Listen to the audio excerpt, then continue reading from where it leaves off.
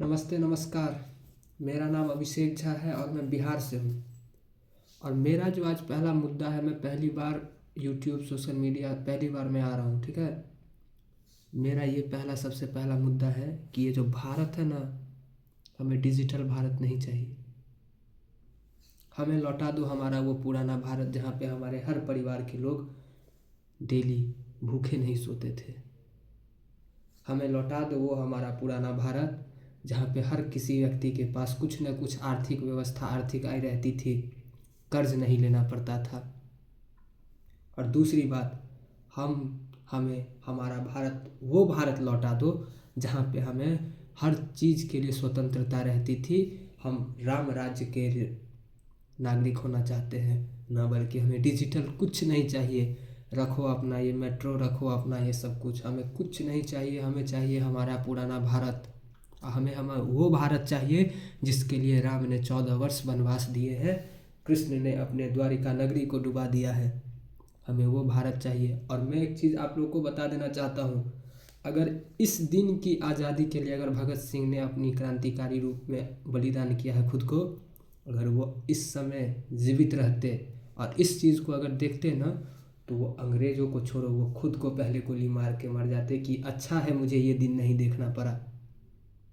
आप सोचो कि कोई इंसान अपनी माता के लिए, अपनी मातृभूमि के लिए, अपने समाज के लिए खड़ा होता है और वो लड़ते जाता है और ये सोचता है कि चलो मुझे नहीं तो मेरे आने वाले भविष्य में लोगों को, जनताओं को, मेरी समाज को कुछ ना कुछ अच्छा सुविधा होगी।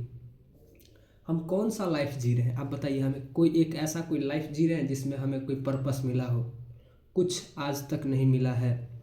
आप एक चीज़ बताइए, जनता को सेविंग अकाउंट खोला जाता है, जनताओं के लिए हर कोई सेविंग अकाउंट, पूरे भारत में हर कोई सेविंग अकाउंट खोलता है। उसमें कितना सेव हो पाता है आपका? 5,000, 10,000, 20,000, 1 लाख। और उन्हीं लोगों ने ऐसा कर दिया है कि इन्हें एक भी पैसा सेव करने की ज़रूरत नहीं है। इनके नाम पे EMI करवाओ, इनके नाम पे लोन लो, हर चीज़ करो, इनके पास एक पैसा नहीं बचना चाहिए। अब सोचिए, आप कमा रहे हैं, आपका पैसा है, आपकी मेहनत है, आपकी खून पसीने की कमाई है और आपके पास नहीं है। आप खुद टैक्स भर रहे हैं, आप खुद अपना EMI भर रहे हैं, आप सब कुछ कर रहे हैं, लेकिन सरकार आपको कुछ नहीं दे रही है। आपसे कमाया हुआ पैसा, आपके खून पसीने का पैसा वो खुद ले लेती है और खुद जो देती है वो फिर वो आपसे ले लेती है। तुम कैसे देश में जी रहे हैं जहाँ पे ना कोई माइंड का विकास हो रहा है, ना कुछ कुछ हो ही नहीं रहा है। बड़े बड़े राजनेता हैं, बड़े बड़े बिजनेसमैन हैं। आपको क्या लगता है कि ये जो धरती कभी भी कुछ समाप्त होने वाली है? यहाँ अगर इस तरीके का व्यवस्था देखा गया नेपाल के तरह, तो मैं बता देना चाहता हूँ कि उन लोगों के पास भागने का जरिया है, आपके पास कोई भागने का जरिया नहीं है। आप मर जाओगे, आप मर जाओगे यहाँ दबक के, कोई आपको बचाने के लिए नहीं आएगा। ये मैं लिख के देता हूँ। बेरोज़गारी इस तरीके है। और सबसे बड़ी बात तो ये है कि ये लोगों के दिमाग में बैठा दिया गया है कि अभी अब रोज़गार, एक नई बात मेरे दिमाग में आ गई है कि रोज़गार अगर आपको चाहिए तो इसके लिए आपको इंग्लिश आना चाहिए।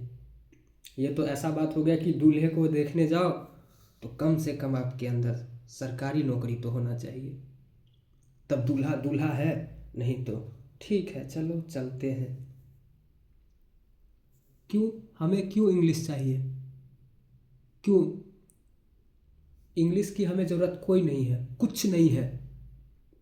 हम अपने बाज़ार में जाते हैं, मंडी में जाते हैं, तो हम उसे क्या कहते हैं? गिव मी अ ब्रिंजल। भैया बैगन कैसे है? तो बैगन, बैगन, बैगन, ठीक है, तो बैगन कहते हैं। हमें इंग्लिश की कोई ज़रूरत नहीं है। अंग्रेज़ अपने स्कूल में, अपने कॉलेजों में कहाँ कोर्स में डालते हैं कि एक हिंदी भाषा है, इसको सीखो, इसको अगर सीखोगे तो तुम्हें हमें बड़े बड़े IT कंपनी में हम अपने देश में रखेंगे। कहीं नहीं है। और मेरी बात आप सुन लीजिए, मैं डेली आज से यहाँ पे YouTube पे मैं आज से वीडियो बनाने वाला हूँ। और आप नहीं भी देखना चाहते हैं तब भी आप, मेरी गुजारिश है कि देखें। और मेरा नाम अभिषेक झा है और मैं ब्राह्मण कुल में जन्मा हूँ, मैं बिहार से हूँ। मैं आपको वचन देता हूँ, मैं 2 आदमी को मैं टारगेट पे लेके चल रहा हूँ, एक बिजनेसमैन और एक पॉलिटिशियन। इन 2 आदमियों का मैं अपने हाथ से कत्ल करूँगा अगर मेरे पीछे मेरा भारत, मेरी जनता अगर मेरे पीछे अगर आ जाए तो। ना मैं राजनीति में आना चाहता हूँ, ना मुझे कोई सुपरस्टार बनना है। मुझे लौटा दो वो मेरा भारत जहाँ पे हम सुकून से रहते थे। अगर नदियों के पास भी बैठते थे तो लगता था कि माँ के पास बैठे हैं। अभी अगर जाके भी कहीं बैठते हैं तो ध्यान आता है, ओह कल से ड्यूटी है, नौकरी है, परिवार है। क्यों देश हमारा परिवार नहीं है? मैं इस मुद्दे को आप सभी के आगे रखना चाहता हूँ और आप लोग मेरा सपोर्ट करें। धन्यवाद।